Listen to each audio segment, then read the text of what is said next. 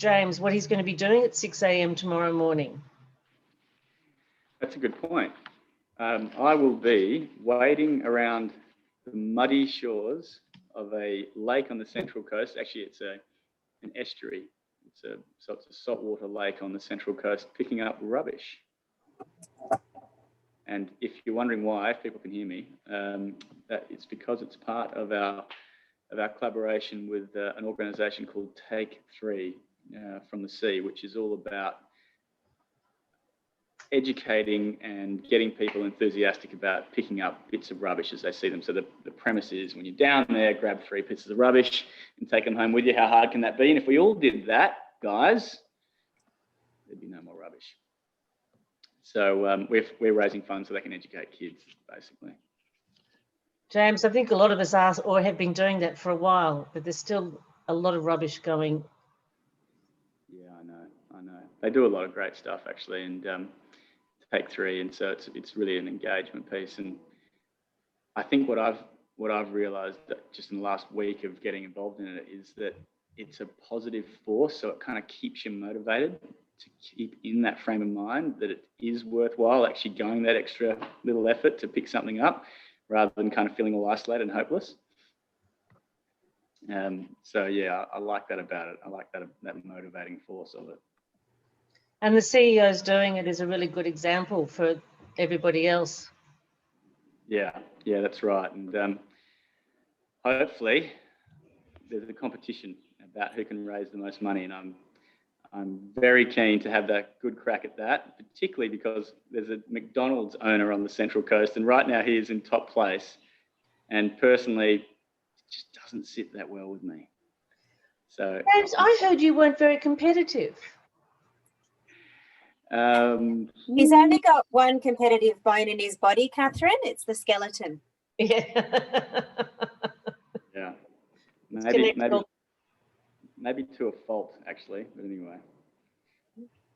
Well, in this case, I don't think it'll be a fault. No, this is a good one. I'm really enjoying it. And yeah, so that's what I'll be doing bright and early. And hopefully taking out the flag. So do you have to collect the most or collect the most fundraising money? Do you have to collect the most plastic? There's a bit of a competition in both spaces, but ultimately the most money raised is the one that they pin up on the winners board. Collectively, I think we're only probably going to get like half a ton of rubbish or something, so we're not there just to a big cleanup. It's also about sort of raising awareness. Is there that much rubbish in the lake? Half a ton? Yeah, there is. I mean, we might not get that. Different years they've got different amounts. It depends on the spot you go to, but there's always those kind of backwatery areas that are hard to get to, that people don't get to, but for whatever the wind and the currents and such sort of deliver flotsam and jetsam and whatnot. And so, that's where this stuff kind of accumulates, and then of course just sort of breaks down to smaller and smaller pieces, and then round and round it goes. James, do you go out in your wetsuit or a boat or a little tinny? What do you do? No, this time we're just going to be wearing our normal like pearl farming clothes. So you're out there to get muddy and whatnot. But there are other days of the year. So we also do a big cleanup day with the whole oyster industry. So hundreds of oyster farmers across the country on one particular day in February all get together and get out there and collect as much rubbish as they possibly can. Not obviously industry rubbish, just other rubbish. And they collect huge amounts, and they're out there in mud up to their waist, and they're pulling out all kinds of crazy stuff, like half car bodies and, you name it, these guys are out there. And there's another guy called Jono from Clean Shores who he actually works with school kids. He takes his school kids out in full PPE, and they do a similar thing. They're sort of wading through the mud in these mangrove areas, and they're pulling out old car tires and this and that. And, the guy has single-handedly pulled out hundreds of tons of rubbish from across the coast. Wow. Yeah. So I find that all those people inspirational. Absolutely inspirational to all of us. So every time we go out and venture out, we should be picking up the rubbish. I know during lockdown here, I went out with the glove and the bag just around the block and 3 times, picked it all up. It's amazing how much more comes back. Yeah. But that's not into the ocean. I think it takes a longer time to get to the ocean, hopefully. Yeah, and obviously Australia's pretty good. I mean, everyone that's travelled to Asia and so on, and then going out in a boat, and there's just so much rubbish in the water over there. It's just breaks my heart. But so we're not starting from a bad place at all. But I think there's this general consensus now that we can actually get rid of this stuff. We can actually stop using plastics the way we have been using it, and so on. You're seeing governments actually making policy around single-use plastics and whatnot. So that's a good thing if you're a oyster or a pearl farmer. It's a good thing if you value a diverse ecosystem in the ocean, basically. So Absolutely. Yeah.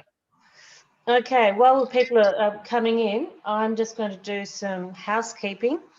So welcome everybody to the 6th GAA webinar, Pearls of Australia and Beyond, and what's going on inside there. I'd like to introduce, starting with Sally at the bottom, or my bottom. Sally Lyon is from Brisbane. She's a GAA educator and FGAA, and she's co-hosting this evening and going to help us with the Q&A. And the chats. The Q&A is for any questions you have of James or Celeste. Please write it in the Q&A box when you think of it. You don't have to wait till the end. You'll probably forget it, like all of us. So pop it in straight away into the Q&A box. The chat is for having a chat to all the other members here. Say hello, give us comments, and Celeste and Sally will be looking at the chats and making sure we answer your questions. But questions for the Q&A, chats is to chat to one another.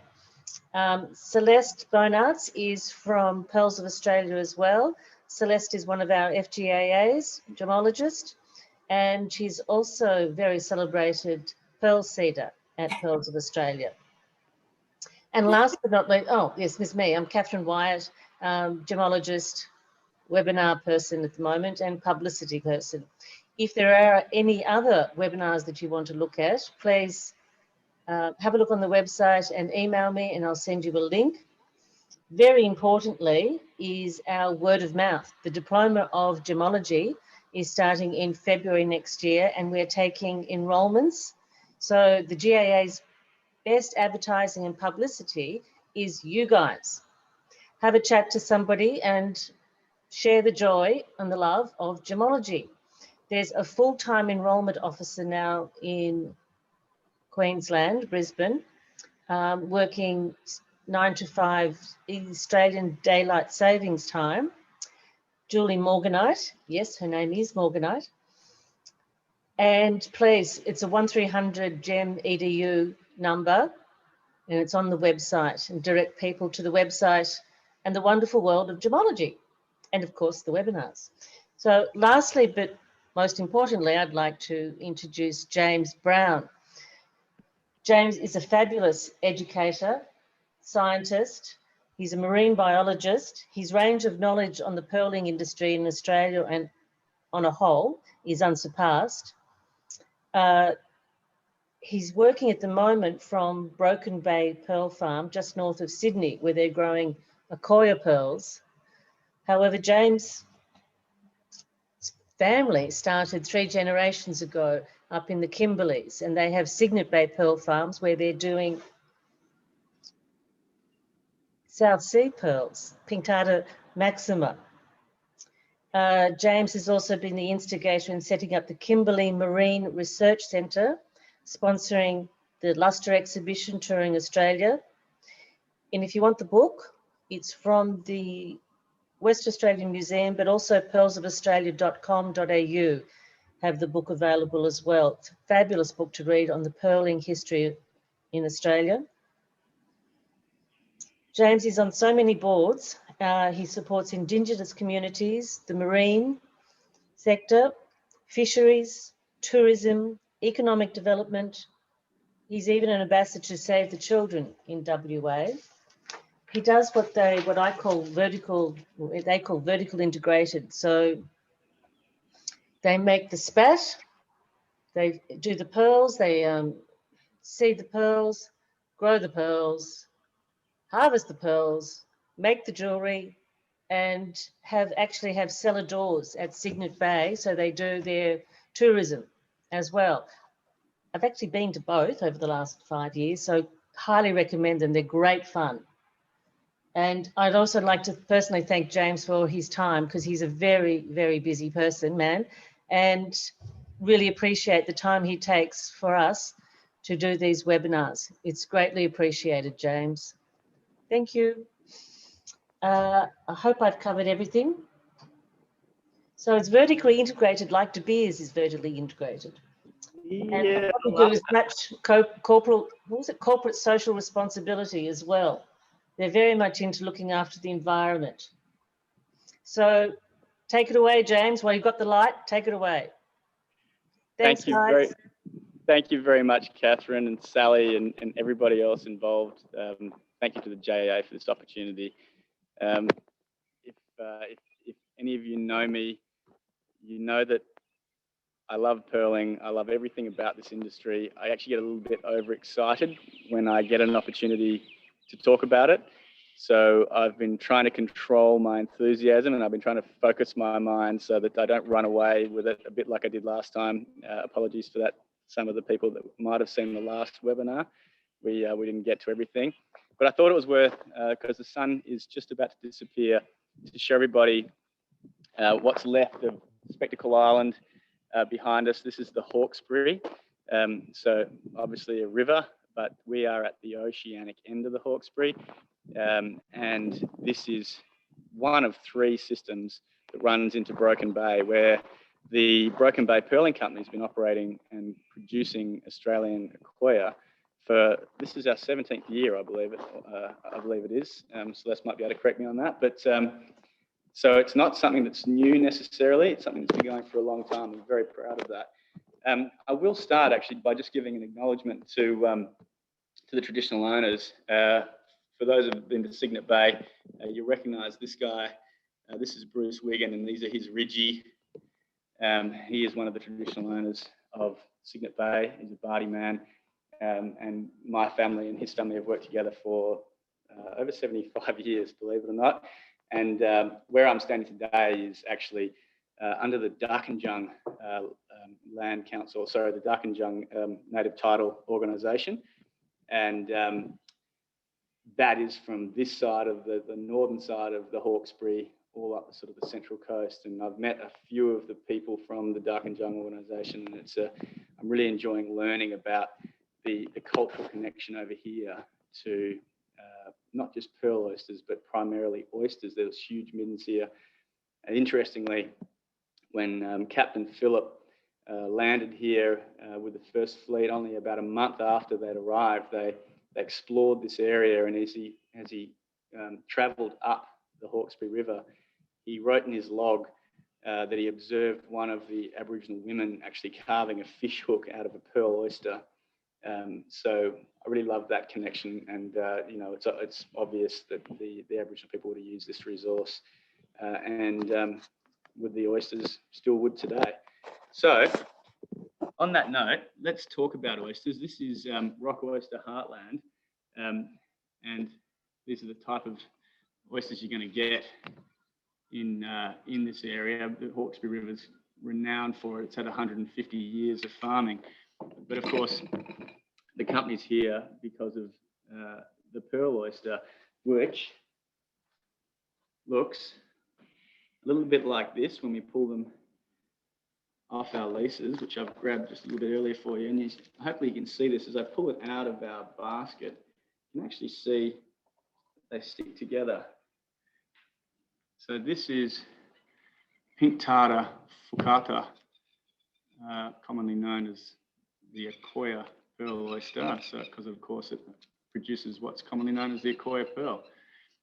But it's native to the area, and it's actually one of the most widespread pearl oysters in the world, well, apparently. I mean, but there's very little known about the actual the depth and breadth of this population. So whilst it might be widespread, it still remains hard to find, and there's not a huge resource. So these are different to rock oysters in the fact that you're not going to find them in the intertidal area, and you're not going to find them actually up the river very far. They are an oceanic species, and they're going to live in amongst the reefs under the subtidal area. So you have to dive to get them, which is where the Broken Bay pearl story starts. So we dive and we try and collect as many as we can. And I can assure you, imagine these things kind of tucked away, clung to each other between some rocks with algae and stuff growing on them.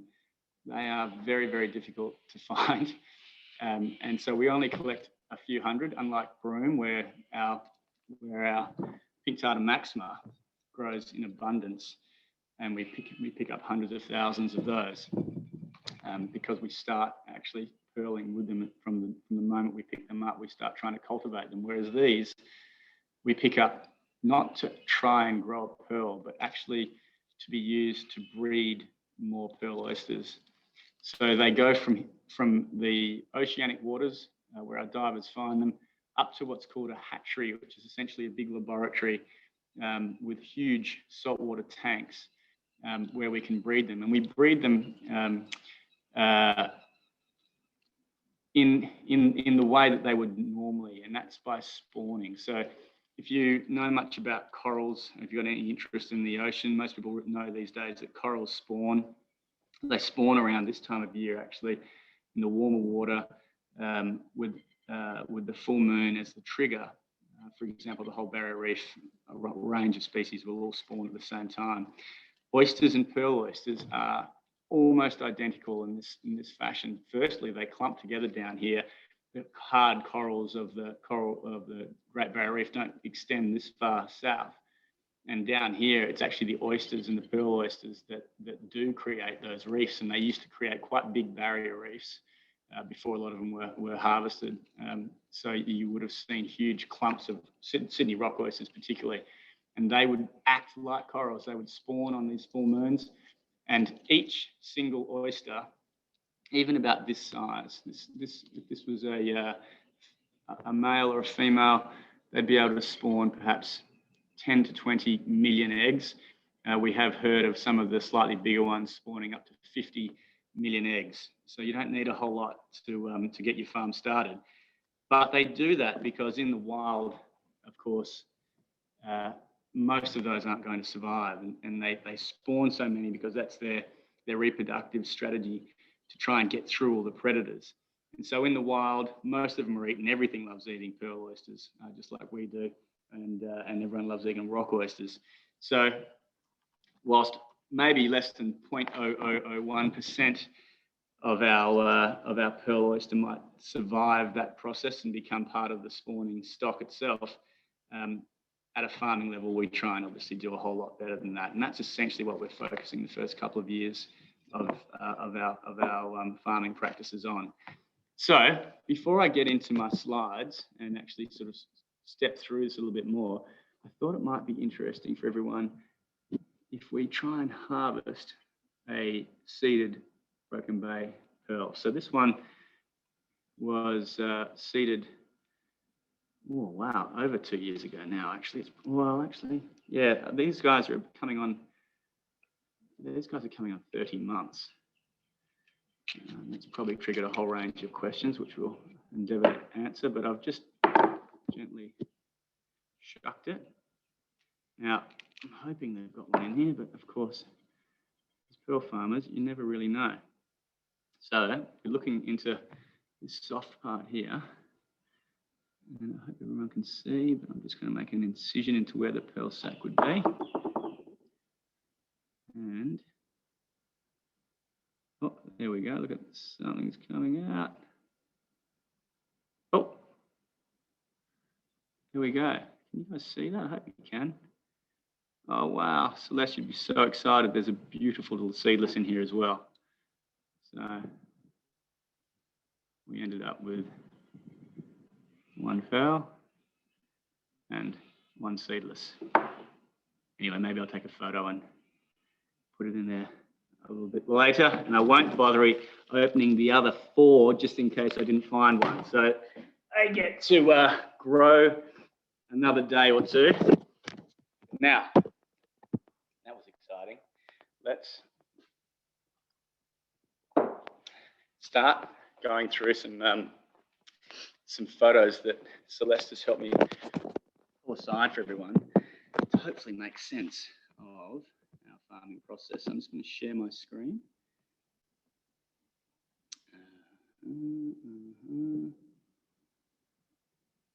Let's go this one. Can everybody see that? Okay. So this is a close-up, obviously, of what we've just seen. So this is the Broken Bay pearl oyster in all its glory, and I love this photo because you're really seeing a range of the beautiful virtues of not just the pearls but the pearl oysters, and you can see the various colours that are coming across that band of shell, and it is very varied. The Australian Akoya pearl oyster compared to the pink Tartar Maxima has just got so much more colour in it.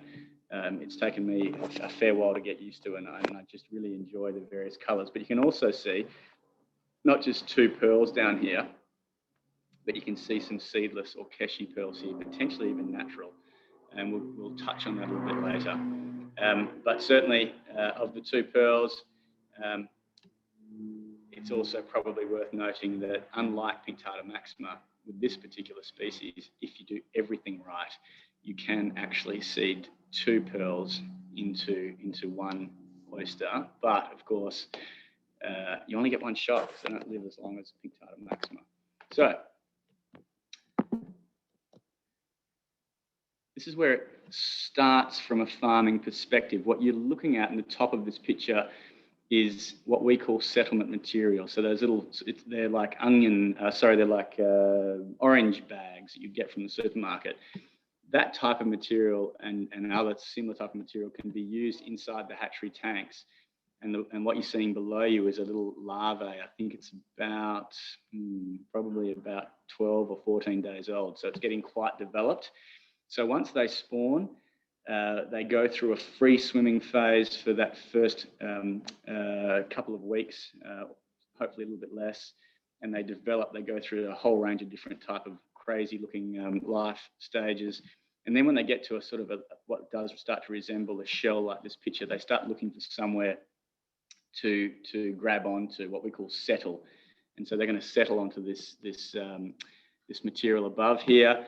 And that's a really great time when you're running a hatchery, because there's so many nervous points. Are you going to be able to get the pearl oysters to spawn? And literally you have to line up the stars. You have to feed them the right food. You have to have the water temperature the right temperature. You have to have everything set right. And of course, the time have to be perfect. It's a galactical type of event, just like any good romance, I guess. And if you do get them to spawn, will they then survive to get to settlement is a big win. And then after that, about 4 weeks after they settle onto the settlement material, or a little bit less depending, they'd come to the farm. And so this photo was taken at the start of the year when our little babies came out. There's two big spawning spikes, this one going into summer and then another one at the other end leaving summer, and this one was at the other end. And believe it or not, but there's actually thousands of pearl shell on what you're seeing. And as I've written there, they are literally smaller than a grain of sand. They're 1 mil or smaller at this stage, and it's very difficult to see them with the naked eye. And we get about 2 million of these things in what you would think of as a small esky. So as a farmer, it's just such a nervous time because you're waiting for this new stock to come in, and then you get it and you can't see it, and you put it in the water and you're just nervous for the next couple of months. This is what they look like a few months later. And this is about 5 months because they came out of the hatchery just before winter. So just like your garden, pearl oysters, filter feeders feeding on algae, they go into that winter sort of almost dormant phase. So they'll slow down, but this is what they look like about 5 months later.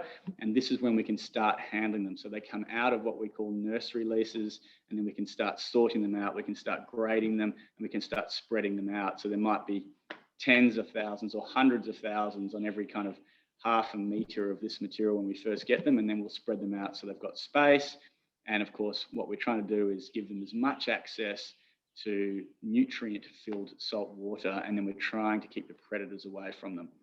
And that really is our ambition at that point. But you can also see here, even from a young age, they do really like clumping together. And that's one of the big differences between these and Maxima. This species loves being together, loves clumping, forming that little reef, hates being by itself, to the point where we will get poorer results in our oyster health and our pearl quality if we separate them than if we keep them nice and cozy together. It's completely the opposite with Maxima, the gigantic filter feeders that they are. They hate being together. They don't like being clumped together at all, and we get the opposite result. And this is what they look like some years later. So we painstakingly continue to upgrade them from tiny mesh and thin them out and clean all the hard fouling off them and so on and so forth, until they get to about 2 years old. And you can see this is one of our leases with some beautiful seagrass below it, which really, from my mind, it's just so great to see these pearl oysters growing in harmony with seagrass beds, which is one of the most sensitive ecosystems in the marine environment. And in New South Wales, they've just got these beautiful seagrass beds. They're actually, I think they're actually increasing their size because of the way that the estuaries are actually continuing to get cleaner and cleaner, which is fantastic. And of course, those seagrass beds have such important ecosystem services to keeping the water aerated and to really help a whole range of other things. Of course, our oysters are also doing that. So they're not only relying on a whole range of other ecosystem services provided by, whether it be the seagrass beds or the mangroves or a whole raft of other things, they're also providing the very important ecosystem service of being able to filter that algae out and being able to sort of cleanse the estuary and the ocean as they go, and locking all that stuff into their shell, basically. So they are, in their very nature, a restorative. This is a type of restorative farming. In many ways, I actually like further term, maybe gardening rather than farming. Farming has some connotations around sort of industrialization and heavy impacts, whereas we really are probably more like organic farmers. But we do need to operate at scale, because there's, of course, so many different skill sets you need to produce these pearls that it's not a one-person show. It never will be, never has been. You need to be able to make a commercial entity out of it that allows you to employ the divers and the skippers and the technicians and the graders, and it goes and goes.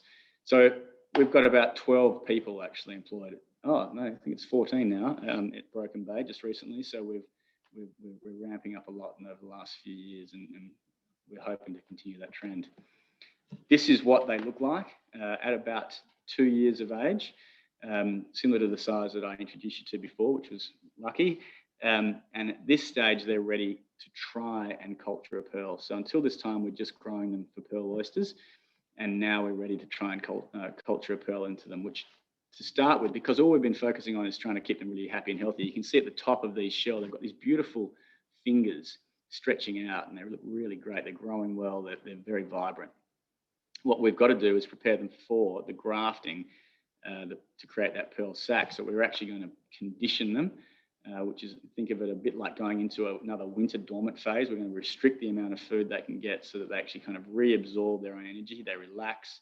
And when our technicians come to do the grafting operation on them, they've got the best chance of doing a successful operation, and the oyster's got the best health outcomes, and of course the pearl quality outcomes. And this is what a typical Akoya oyster technician's table will look like. This one is actually Celeste's. So if you've got any questions, fire away and ask Celeste. But if you haven't seen one before, I'll briefly go through it. So in the left hand, you've got a shell stand.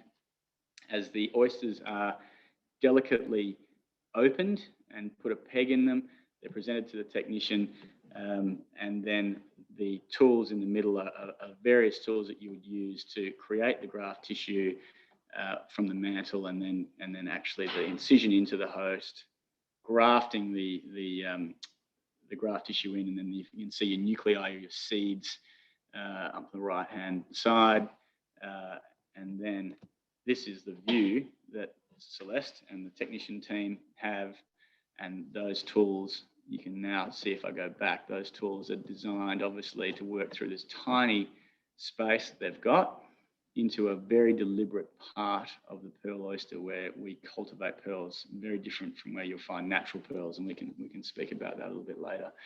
So that is the view that a technician looks at, and if their technicians are good, they'll be able to do anywhere between sort of 250 up to international technicians are doing up to 700 operations a day, which I struggle to comprehend. I've never been able to do anything near there, and we really focus in Australia on quality rather than quantity. So we're not rushing our technicians, but we are under some tight time frames. So the moment that the mantle tissue is cut, which is this piece that's running at the front of the oyster all the way to the lip, is the moment that the graft tissue is cut from the mantle. Like transplanting anything, the viability drops away very quickly. So we're trying to make sure we cut the graft tissue and then plant it into a host as quickly as we can. And research has shown that anywhere between sort of 10 and 20 minutes is somewhere in there is really all you've got. And after that, your operation will deteriorate or just completely fail. Now, 2 years later, this is what we're looking for. And here you can see, obviously, a very beautiful, big cultured pearl. You can see 2 little seedless pearls here as well that were found when they harvested it. Potentially natural again. It's hard to know if you just see them in situ like this. When you're opening up the oyster is when you've got the best chance of actually determining whether it is a cultured or a natural pearl. We can talk a little bit about that in a moment. So that's what we're looking for. And I guess we want to show everyone kind of a farmer's perspective. I might wait till the end, actually. I don't think.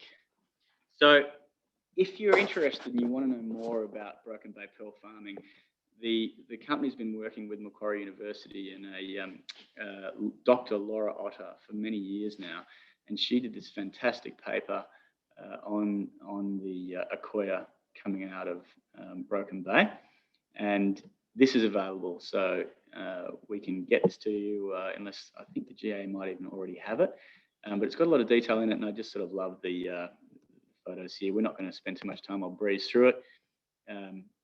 It does, and you can see our spat down the bottom, our little babies, and some more photos of little tiny babies down the bottom there.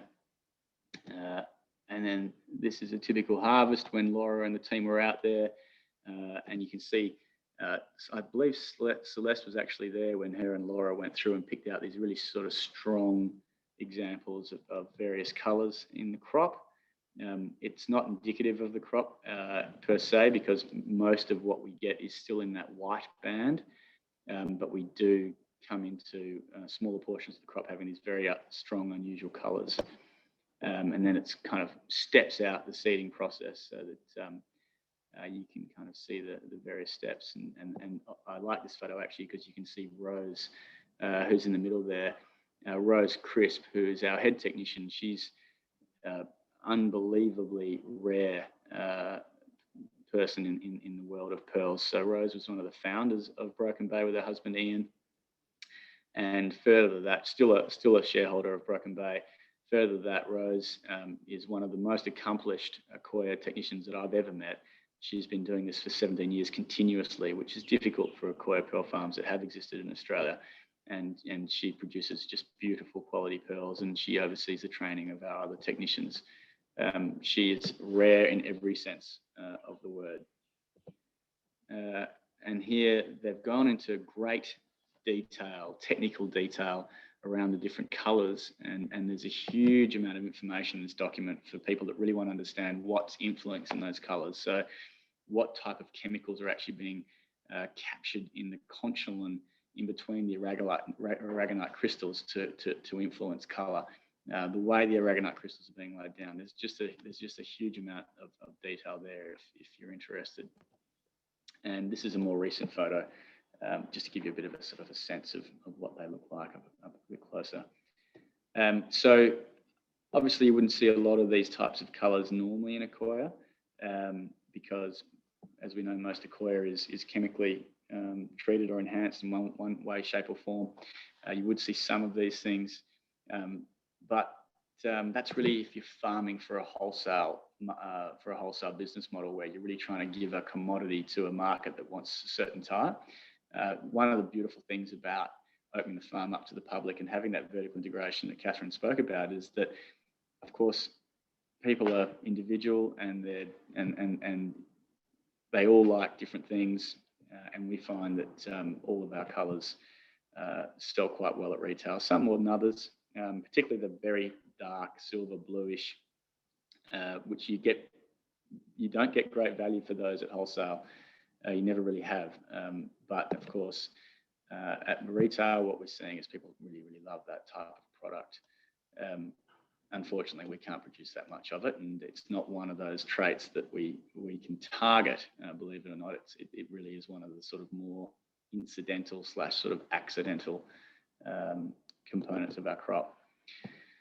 So I just thought it was worth then talking about, obviously, the way that the various, I suppose, typical 5 virtues are and the shapes of pearls.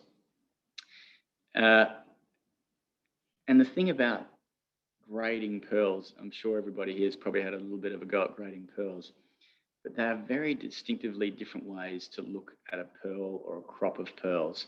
And I've seen both sides of it, but of course, most of my life I'm on the farmer side. So there is a jeweler's way of looking at a pearl crop and looking at a pearl and its individual traits and how it might be used. For example, a jeweler's going to be looking at a pearl crop, and of course it's the round pearl that's the most versatile, that can be used the most way. Of course, that makes it just naturally more valuable. And then of course you've got your beautiful drops and the other things that they just inherently know are beautiful and will sell well, but they can't be used in that many different ways, like a round and a button and so on. So, here we can see a beautiful button pearl. There's not that many ways you can set button pearls. And of course we go into baroques, and this is a semi-drop / baroque, but an example of a drop baroque. So that's the way a jeweler might look at it. But a farmer looks at it in a completely different viewpoint. So a farmer looks at a crop of pearls not through the lens of how will it be created in jewelry, but originally, at some point they might, but originally they look at it really as a reflection of the work that they and their team have done to create that crop over the last 2 to 3+ years. And they assess it that way. So we're always looking at our crop, and we're looking at various virtues to saying, okay, how have these various research projects gone, or how's the whole farm operated, or how have different leases operated, or different farm sites operated. So Broome Bay, for example, has over 25 different leases now spread across Broome Bay. And of course, we use different leases for different things, and we will get different types of pearls from different leases. We know that the company has tried it in different estuaries up and down the coast as well over the last 17 years.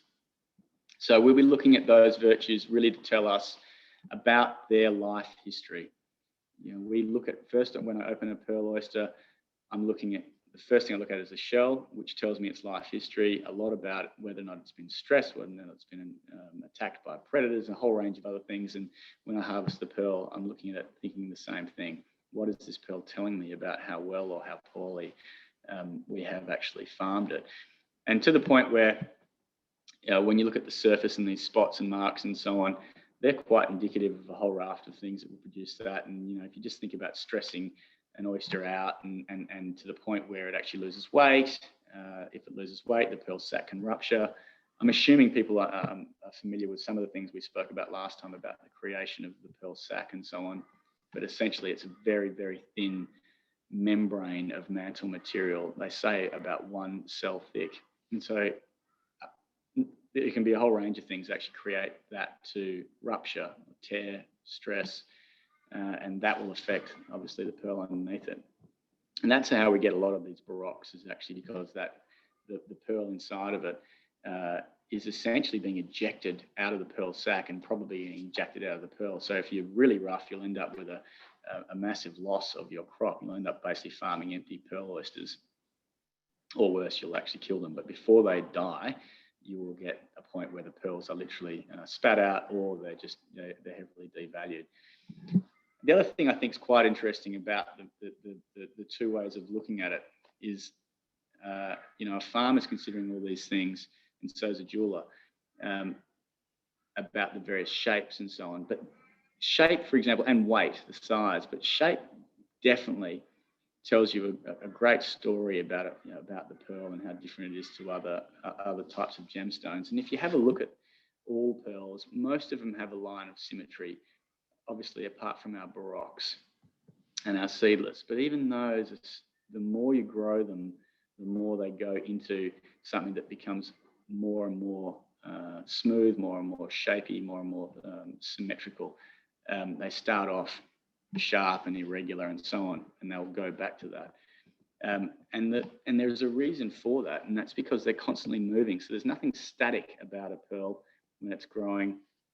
From the moment we seed, about 2 to 4 weeks later, that pearl sac is formed, and then everything after that point, we'll think about how to enhance the oyster's performance to produce a good shaped pearl, so that the technician is looking for a particular location where to try and create that pearl sac too far one way or another, and that will affect the shape. And then even the way that the pearl oysters are hung on lines, or the way the lines are orientated to the wind or the waves or the current, all these things, all these various movements will result in different pearl qualities and different shapes. And then even more, at a more deeper level, where we are putting the pearl sac inside the oyster is very close to a part of it called the crystalline style, which actually is part of its digestive system, basically. And it is literally looks like a little tiny worm, and it spins around and around and around. And its job is to create enzymes in the stomach to break down the algae. And as it's spinning around, the little muscles that are making it do that are right next to where our pearl sac's produced. And just recently, I've been talking about this my whole career, but just recently there's actually a paper that's come out and confirmed the fact that pearls are actually spinning in their pearl sac. And I believe a lot of that's got to do with that. Okay, so let's move on. So this is an interesting one. Let me just, I suppose, touch base again. This is the abductor muscle, the big muscle of the pearl oyster in the middle. And again, the soft tissue, this part here is where we're looking to put our pearl sac. And the crystalline style is kind of, you can see it there. You can see that little wormy looking feature there. That is the crystalline style. So nothing is attached to it, but it spins freely within the oyster. And our pearl sac is right there next to it.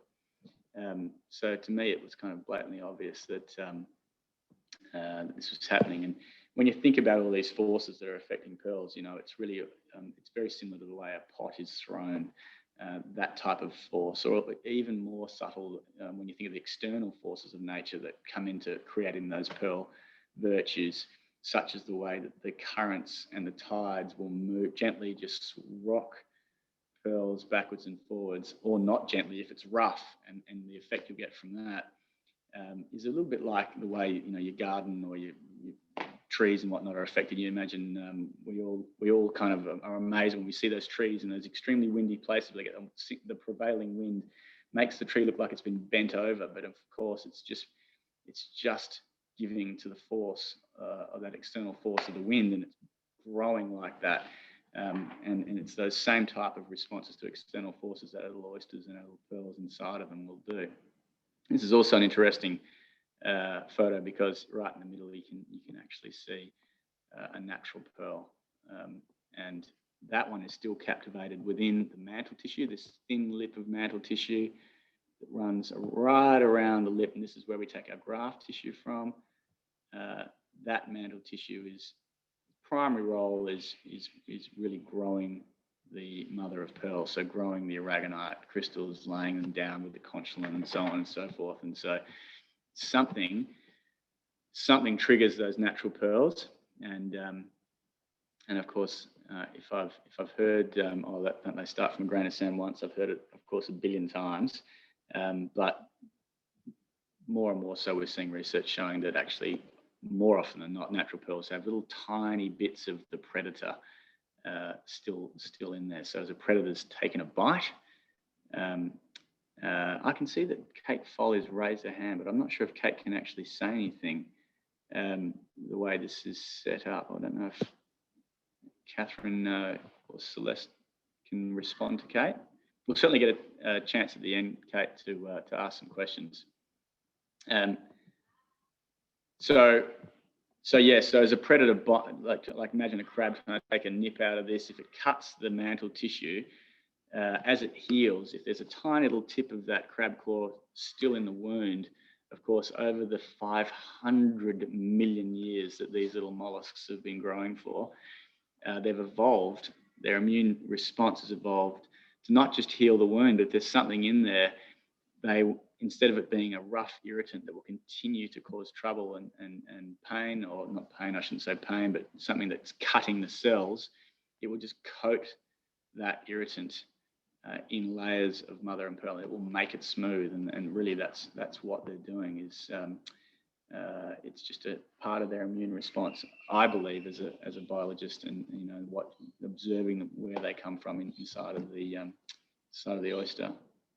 So this is another example of a Broken Bay pearl oyster with a little beautiful golden seedless pearl on the mantle, or in the mantle, under a tiny little membrane there. That's really small. It's probably less than a millimetre in size, but somehow Celeste seems to see every single one of these when she's working on the oysters, not like the rest of the farm team, who are mostly sort of big, strong, burly oyster farming guys that drive the boats.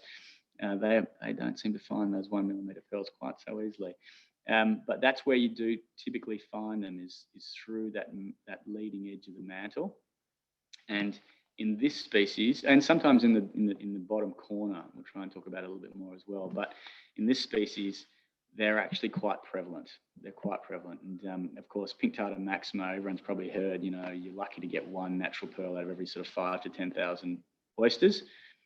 In pink Tartar Foucata, it's much, much more common than that. Of course, we're not sure exactly what that rate would be just from observing our stock, because some of those are formed from our farming practices, but they're pretty predisposed to forming these little natural pearls, and so is radiata in the Gulf, where of course they were collected en masse and harvested. And the average size of these natural pearls is normally in that sort of 1 to 3 millimetre size, even if they're quite big and they've grown a long time. But if you do harvest wild pearl oysters, you can find natural pearls up to 5, 6 millimetres. I actually heard of one in a radiata which was over 10 millimetres. It might have been 13 or something, which is just unbelievably rare considering the average size is about 2 to 3 millimetres. And of course, they are normally not round. They are normally an odd shape, so not necessarily just a drop. They can be quite elongated and so on. You do get rounds, but a lot of unusual shapes as well. So, I should say, before we get to this next slide, guys, I'm going to show you a photo of something we've just recently found at Cygnet Bay. So we're going to swap from Broken Bay now. We're going to go all the way across to Western Australia. And this is, of course, pink Tartar Maxima. And why this is interesting, if you haven't already seen it, is down here we've got a cluster of pearls. And we found one of these clusters some time ago, I think it might have been 3 years ago, that had about, I think it was 11 pearls or something in it. Celeste, I'm sure, will correct me on this. And that was incredibly rare for us farming Maxima. Our family's been doing this for 75 years and we'd never seen anything like that before. And it made international news all the way to one of the newspapers in London. And then this year we've found another one. I haven't actually told anybody. I haven't even told anyone in the media yet, and I'm not even sure I will. But you are the first to see it. I hope you do enjoy it. Let's have another look at it. This is a closer look. You can start to see there's lots of little pearls in that cluster, and this is not where we would find a cultured pearl. So this is still kind of in the mantle. The mantle of a pink Tartar Maxima is much thicker than Akoya. This is really still in the mantle. And then let's just have a look at what they look like when we actually cut it open. So the reason we've got photos is because our farm stops work every time there is a natural pearl in Cygnet Bay, and they take photos because often even when you send your natural pearls to a laboratory, they still can't confirm whether or not they're natural or seedless cultured pearls. So there was a lot in there. I think there's 20 odd, and lots of shapes and sizes, which is kind of fascinating. And we could talk for hours just on this one photo. But I think I will just point out, if you have a look on the valve above the cluster, you see this darker silver mark, like our dark silver pearls. And you can see this thing coming down here and here.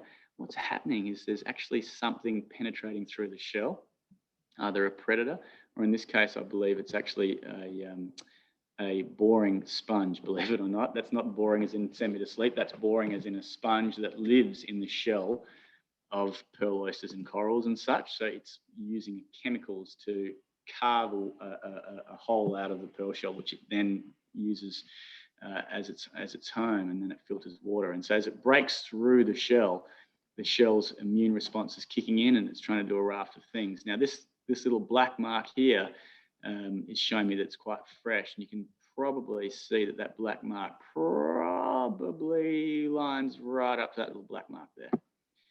And so I'm suggesting that some kind of predator or some external effect has come through the shell. It's come into this part of the soft tissue, and it's triggered the formation of a pearl sac, and it might have done that repetitively, and we've ended up with this cluster of pearls growing away here. It's just phenomenal. And the fact that no one in my family or no one in our extended workforce of hundreds of people have ever seen this before raises some really interesting questions. And now we've got 2 of these occurrences in the last 3 years. I hate to say it, but I actually think that the same reason I explained last time about the fact that there's not that many Australian South Sea pearl farmers left anymore. In fact, pearling around the world is on the decline, because we're starting to see various things come in to affect production. Essentially, you could probably roll most of that up into some type of climate change, whether it be habitat change or sea surface temperature, or the changes in the microbiome. There's a whole raft of things that these pearl oysters are so sensitive. They really are the pulse of the ocean. And so as we're starting to see a couple of health issues come into the Kimberley, which used to just be the absolute Garden of Eden for pink Tartar Maxima, nowhere else in the world would have this much, and certainly nowhere else in the world would grow as vigorously as them. As we're starting to see a little bit more health issues, we're actually starting to see more and more of these kind of strange occurrences. So I believe that's why we're seeing more.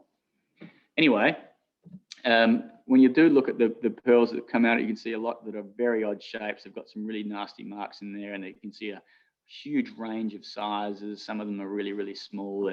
They've only really just sort of started growing in the last few months, I believe, for these little tiny ones, as opposed to some of these bigger ones here, which look to be quite large.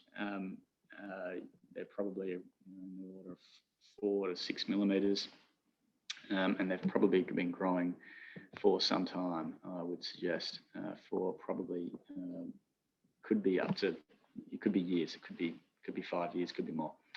And what you also notice is as they get from small and irregular and odd shapes, the bigger they get, they almost get more smooth and more symmetrical. It's like kind of blowing up a balloon, to the point where this one, if you ask me, looks like it's actually spinning, because we now start to see a circle mark through it, which is suggesting that perhaps it's actually rotating in the pearl sac.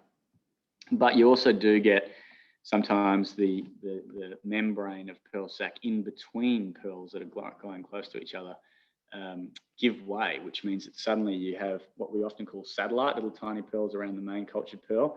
It will break through the pearl sac and it will fuse to it, causing an imperfection.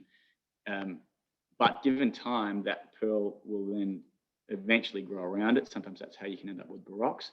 And this one here is quite interesting because you can see a little black line there, and it looks like 2 of them are fused. And this one here is probably actually 2 that are fused. So you can see this little black mark here as well, which might have been right where that predator was actually sort of causing the irritation. So there's, like I said, I could talk all night on that, but we won't. We'll move on. Crikey, I'm running out of time. What happens after we harvest pearls, and once they actually we stop farming, we start becoming jewelers. We spoke about Myshuri, and we're going to talk about that a little bit more. And I thought this was a fantastic article by Arabella. I really did. I thought this is brilliant, and I believe everyone from the JA has got access to it. So if you want to know more about what happens with pearls generally, about I thought this was just a brilliant overview, a very quick snapshot, nothing too deep, but certainly comprehensive in the sense that it looked at the whole world.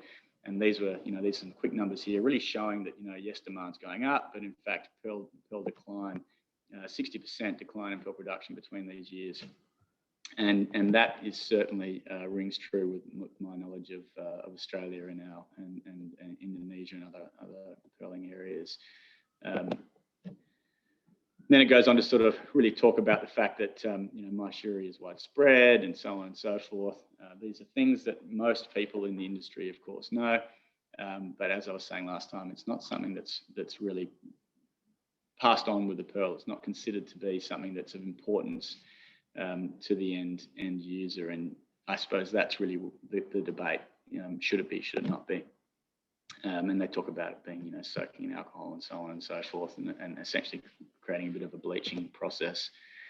And then she really goes through to talk about what the real values of pearls should be, this sort of supply chain integrity, and the fact that, consumers obviously are interested in not just where that pearl come from, but all those other things that interest about other gemstones. So what has happened to that pearl from the time it was harvested from the oyster to the time it's ended up to be theirs. And I think that's a really interesting piece of the new value that I'm really hoping that we can help bring to pearls and to consumers and to jewelers and to everyone around the world. I mean, they've just got this beautiful story to tell. And it seems to me just such a shame to be selling pearls without that knowledge of where they've come from and all the other virtues around the provenance of it.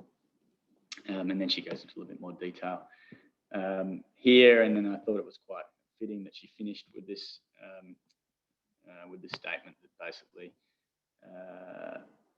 almost all of them are, except of course Broome Bay. As a boutique producer, for sure, we're in no way, shape or form a global producer in terms of volume. But we are a global producer in terms of quality, and it's something that the original founders should be incredibly proud about. They forged so much intellectual property around how you can farm Akoya pearls and create, pink tartar fulcata, and how you can create Akoya pearls in Australian waters. And it's this beautiful fusion of Sydney rock oyster technology that's then been brought to a lot of the Japanese technology, which is quite widely known. And they've adapted it to this particular environment. And of course, we've got people like Rose Crisp, who's now become an absolute master in seeding pearls in her own right. And like I say now, as Laura Otterput shows, the average Akoya is actually only grown for between 6 and 12 months globally. So that's what you're looking at really when you're comparing against others. Whereas the minimum time the Broome Bay pearl crop are grown is 18 months.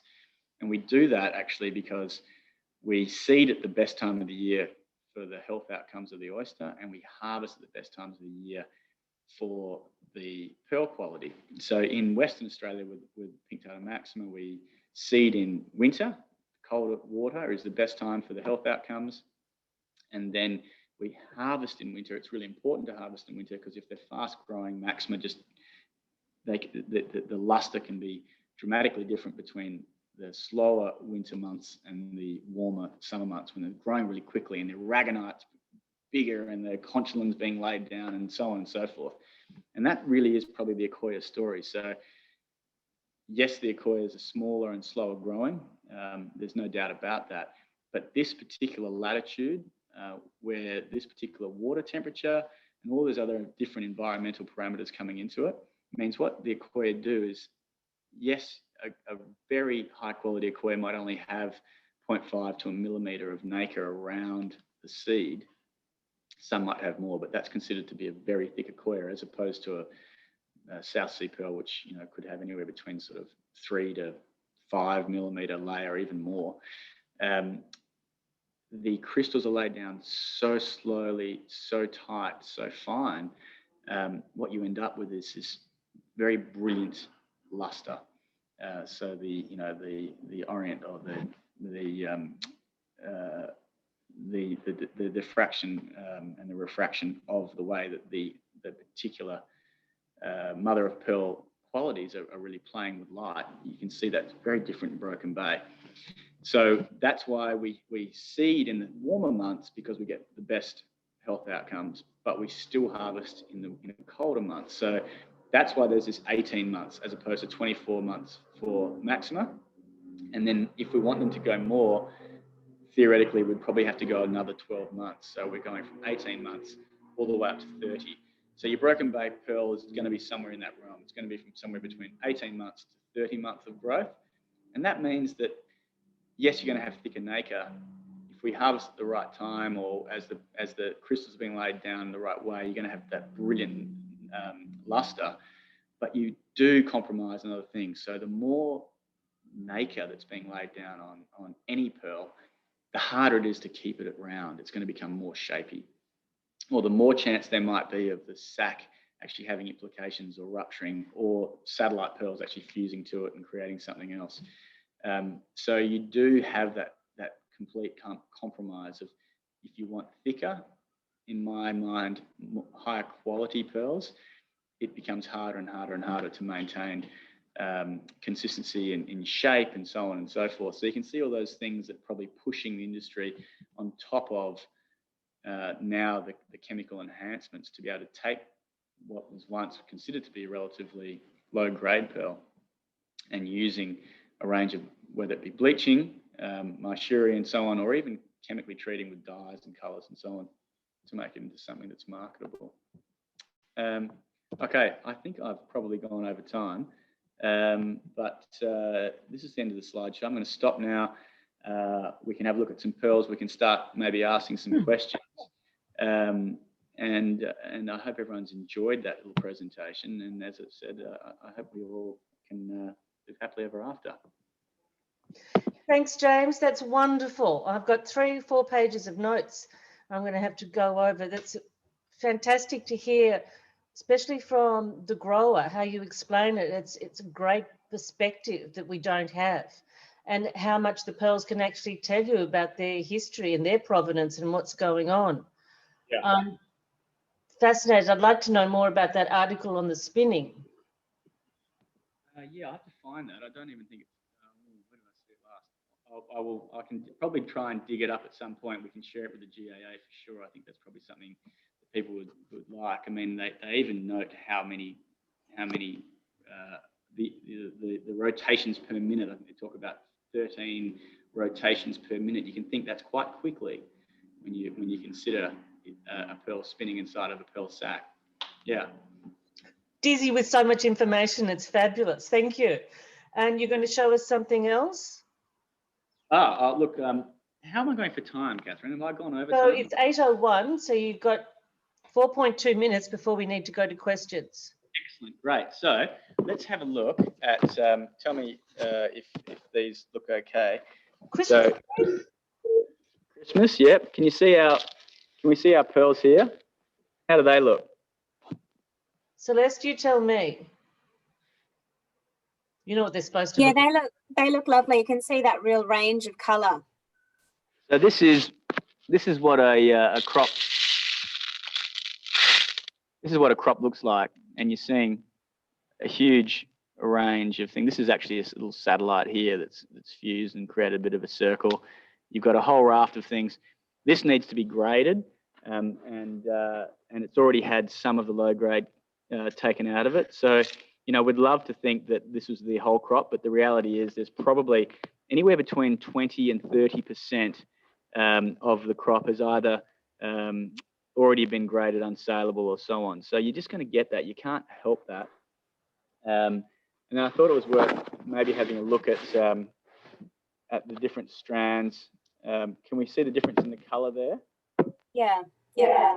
So this is obviously a baroque, and you're starting to see a bit more of the blues and the silvers come through those baroques, which is really a kind of a common thing when you know how that colour is created, as opposed to this sort of lighter yellow, which is unusual in the marketplace. This is definitely a colour that is bleached out if possible, because they don't like the weaker kind of yellows typically in the wholesale markets. And then you've got your more kind of classic white Akoya.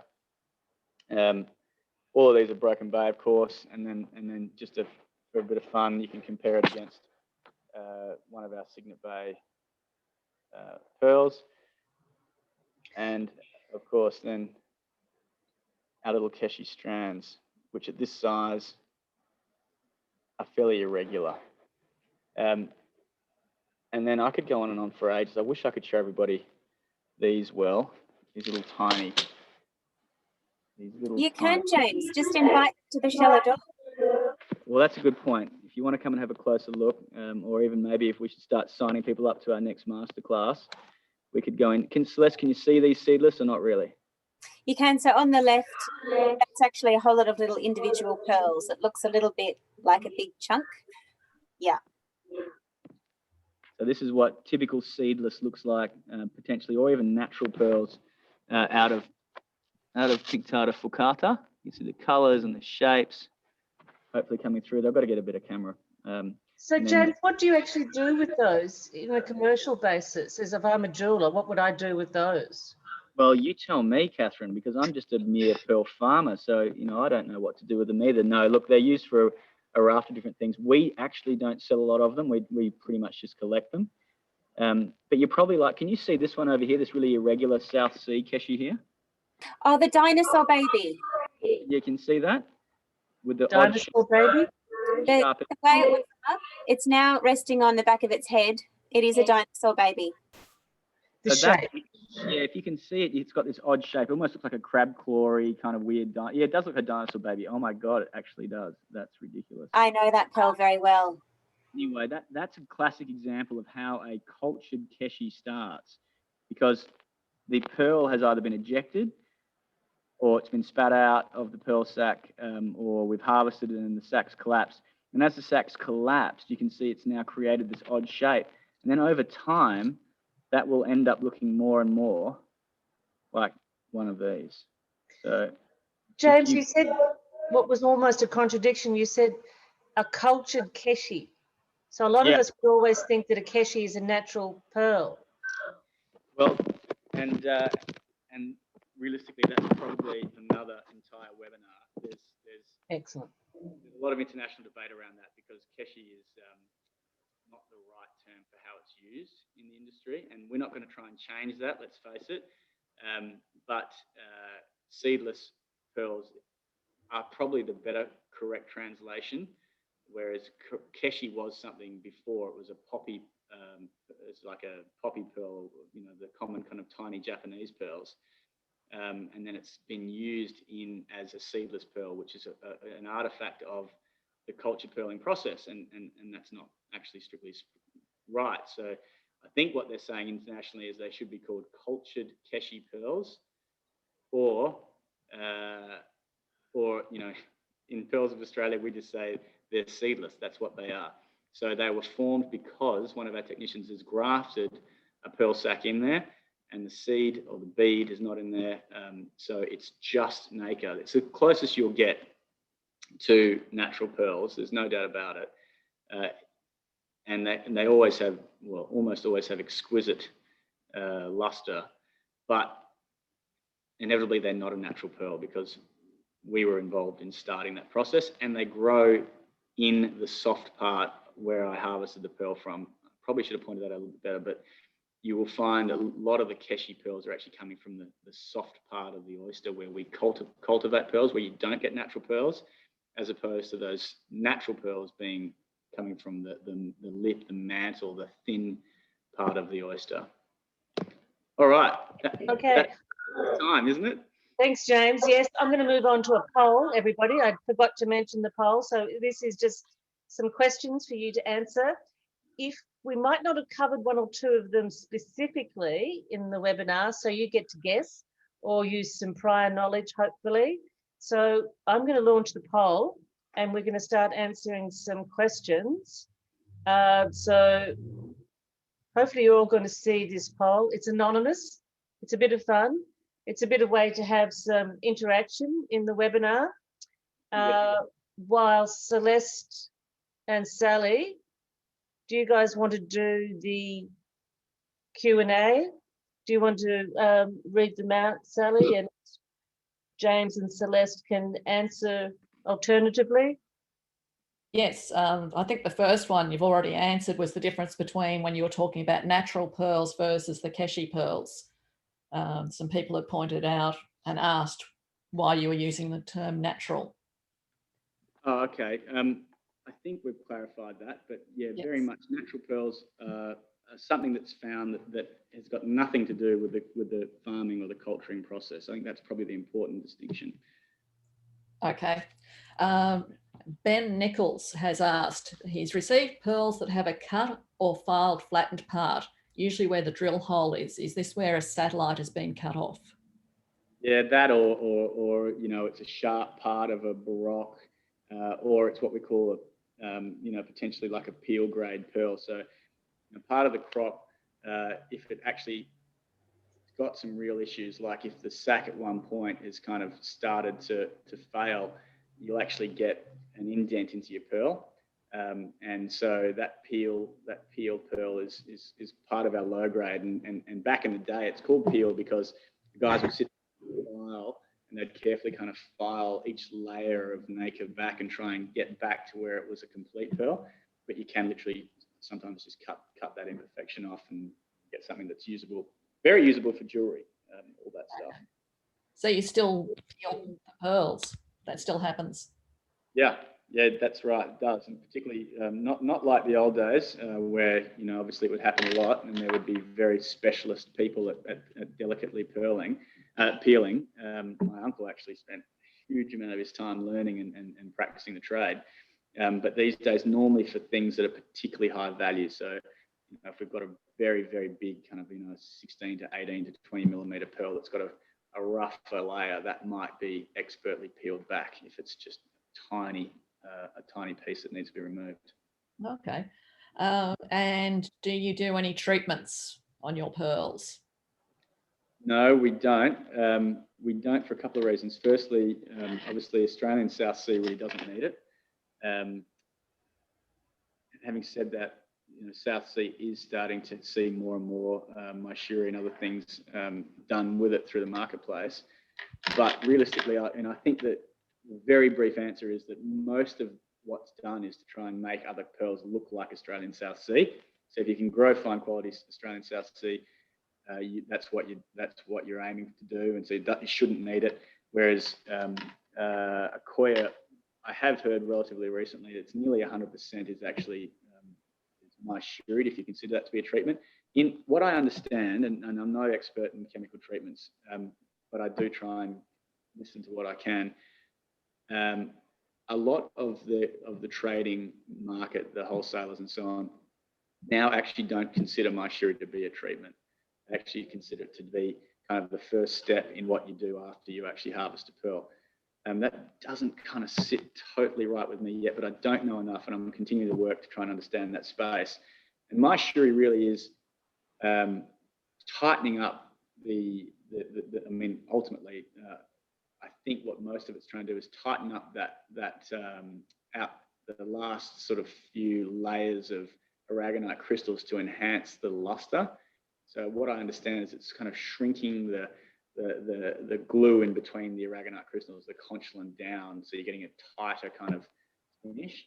And there's this ongoing debate about whether that's a good or a bad thing.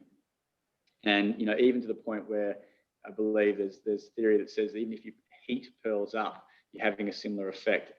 Applying a little bit of heat can start to kind of dehydrate and change the way that kind of glue in between the crystals has an effect. So it's a really complex space. And then of course after myshuri, then there's another range of chemical treatments which goes into colours and all kinds of other changes to the way the pearl looks. So no is I would say no, Australian pearls generally don't need it.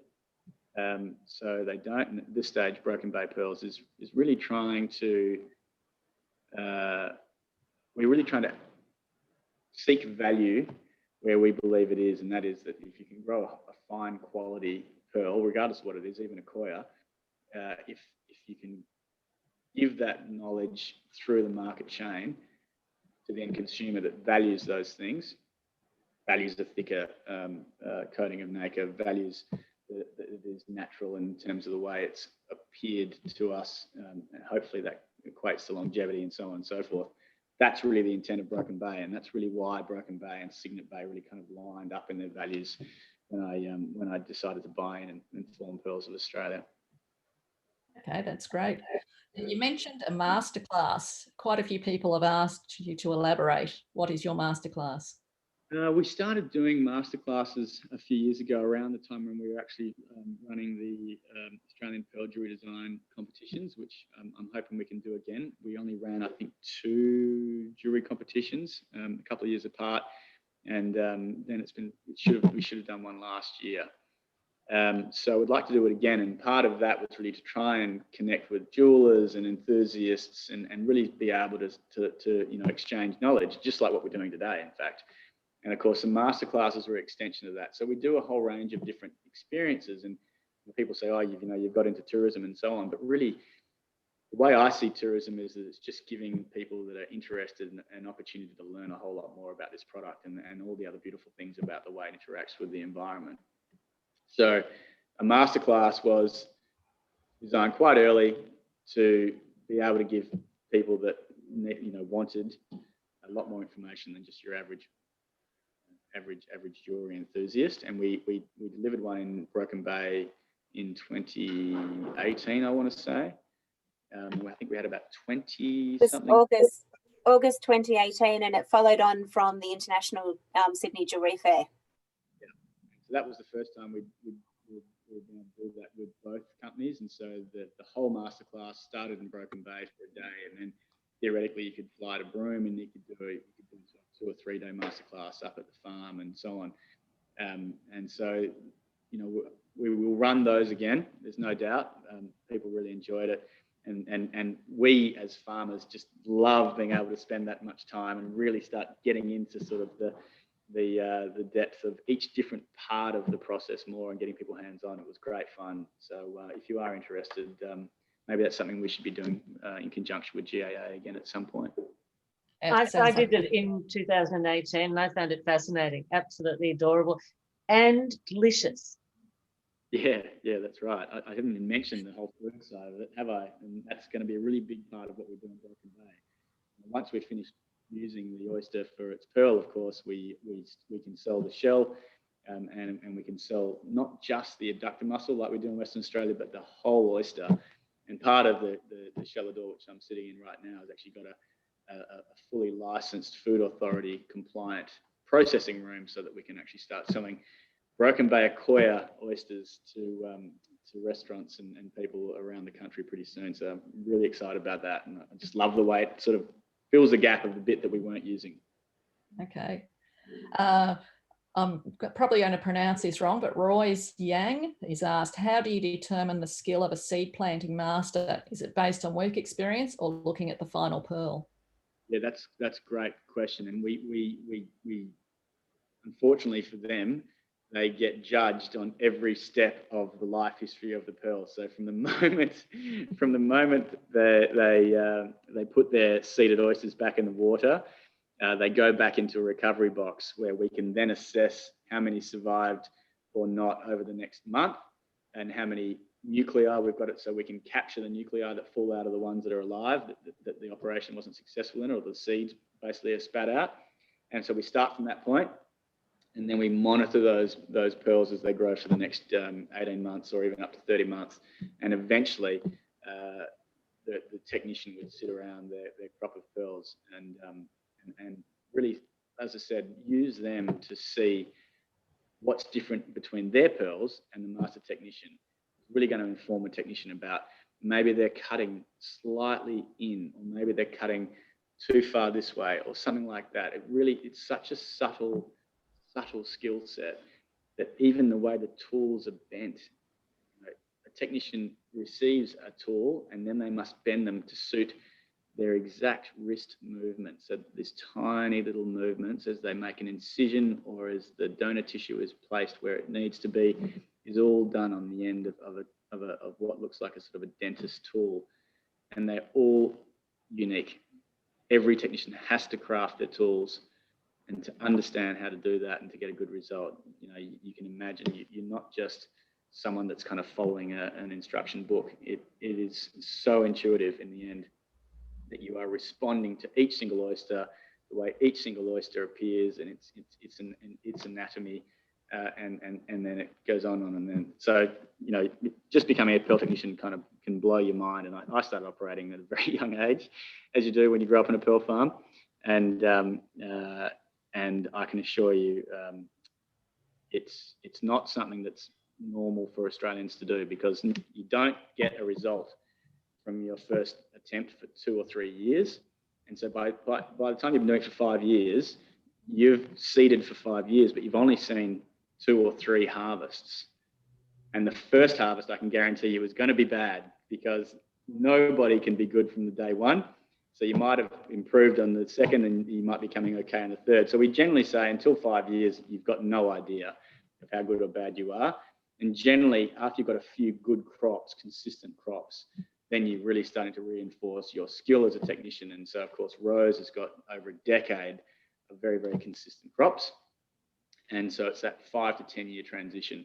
So it's difficult to find Australian workforce that, you know, is so committed to a job like that they can do it, because it's seasonal as well often. And so, you know, it might only be an opportunity to go and seed on a northern farm for, you know, a month or 2 at a time. And Broome Bay has got a great opportunity because we can seed for a longer period than the pink Tartar Maxima industry. So it's really exciting. Celeste is leading the way in terms of our new Australian trainees, and she's been working with Rose now for years, but she's now really starting to get through the oysters. And I think we ticked over 10. No, how many operations did we tick over the other day, Celeste?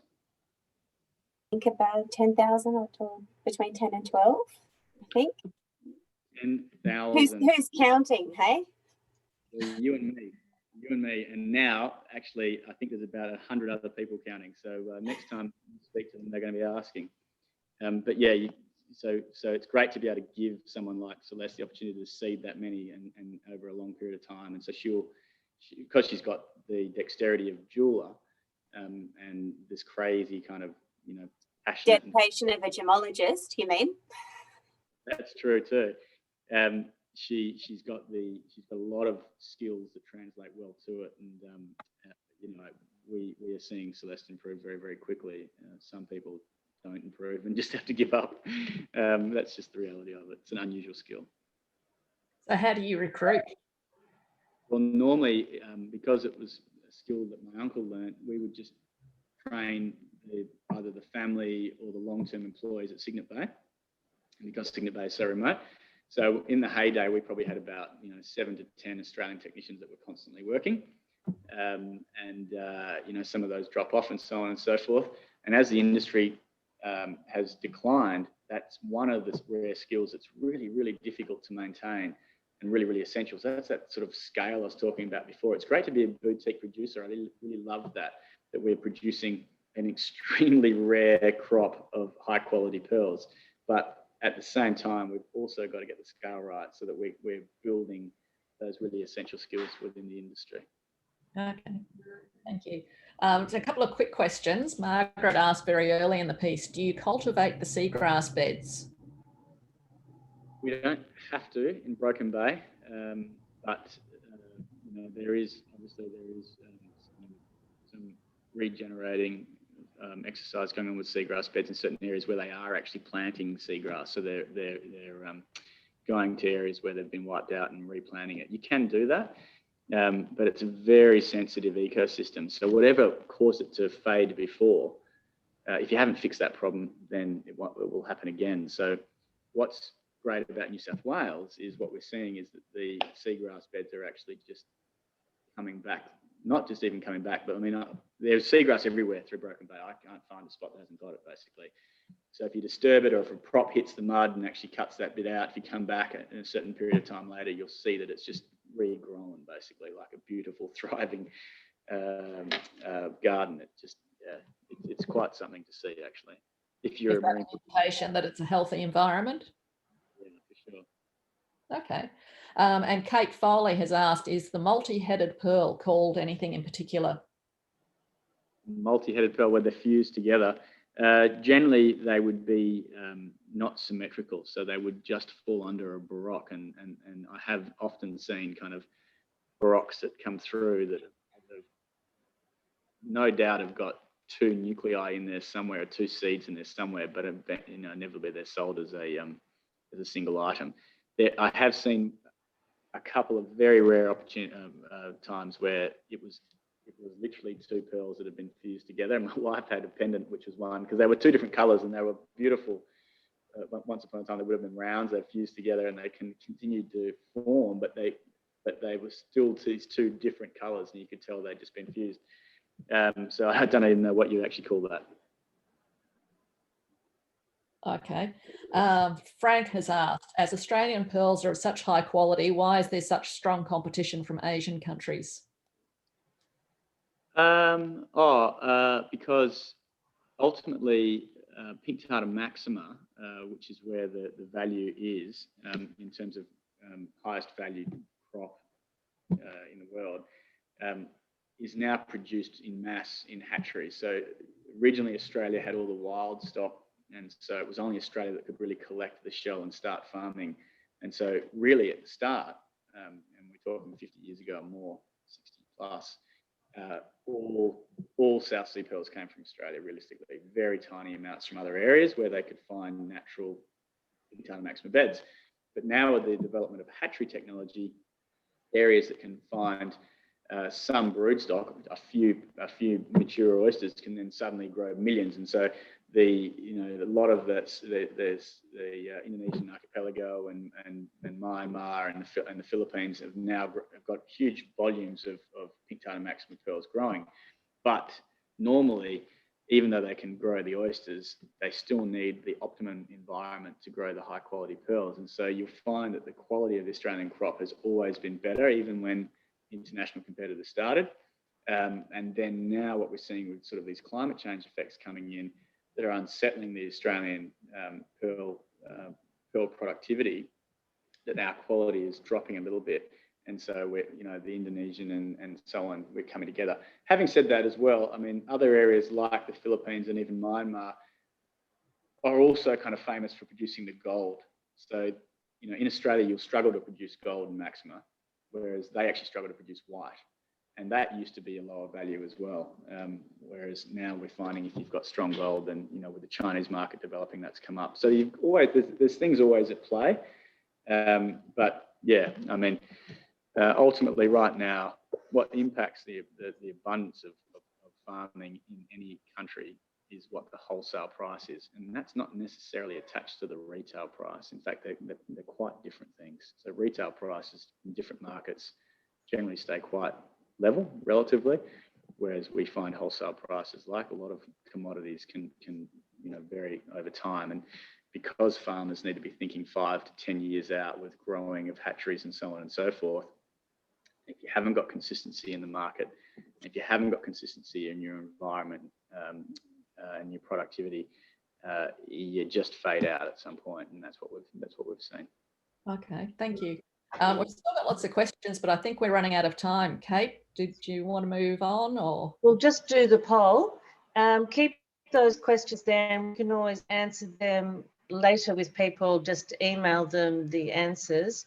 Just quickly end the poll and see how you went.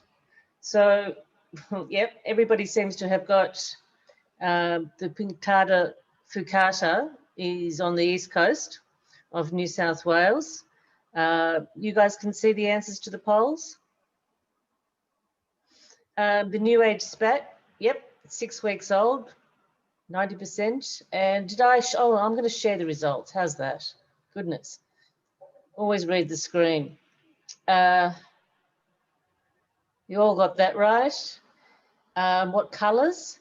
So the strand that you showed us earlier, James, that was, you said pale yellow. They do actually go quite gold.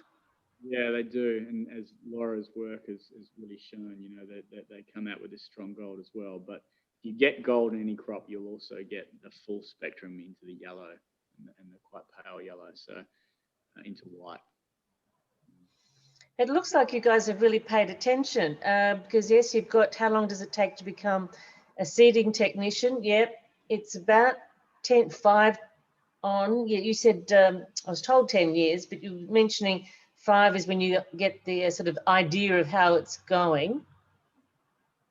Glad no one got overnight. And you all got the correct answer about the timing. Akoya pearls in Australia are grown much longer than overseas. Yep. And not all seedless pearls are natural pearls.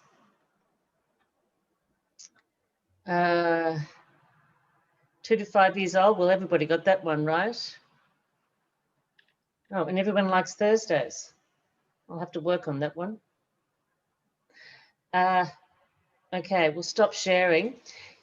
James, that was such a brilliant presentation because there is so much information there that we wouldn't get from reading an article, we wouldn't get from Gems and Gemology or any of the other publications. It's straight from the heart, from the pearl grower, and we can't get that from reading.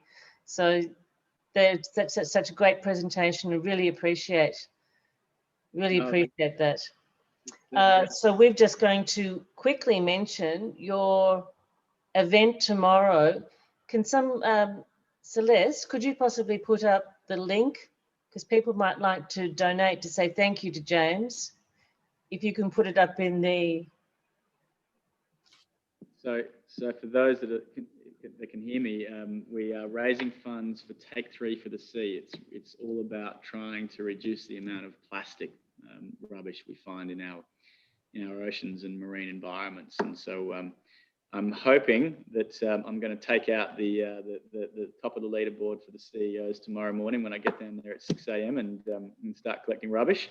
And I've already had some amazing response. I think I'm already up to $1,300 and something. Last year the top CEO raised over $2,000. So I'm pretty confident. But if you want to throw a few dollars towards fantastic organisation, Take 3 at the Sea, who's really about engaging young people. They want to educate about 1 million people in the next couple of years in Australia about this idea, about why it's important, and so on and so forth. And it's just part of obviously a big collective move of making what are relatively clean, beautiful coastal marine environments even more clean. And for us, of course, as pearl farmers, it's just so important. But I find it inspiring that there is so many people working in this space now. And so if you want to contribute, I would love that. It would be greatly appreciated. Thanks, James, for participating in that. It's a wonderful company, Pearls of Australia. We're always thinking about the environment. So can't say thank you enough to helping the GAA as well. Sorry, Catherine, I shouldn't interrupt. No, all good.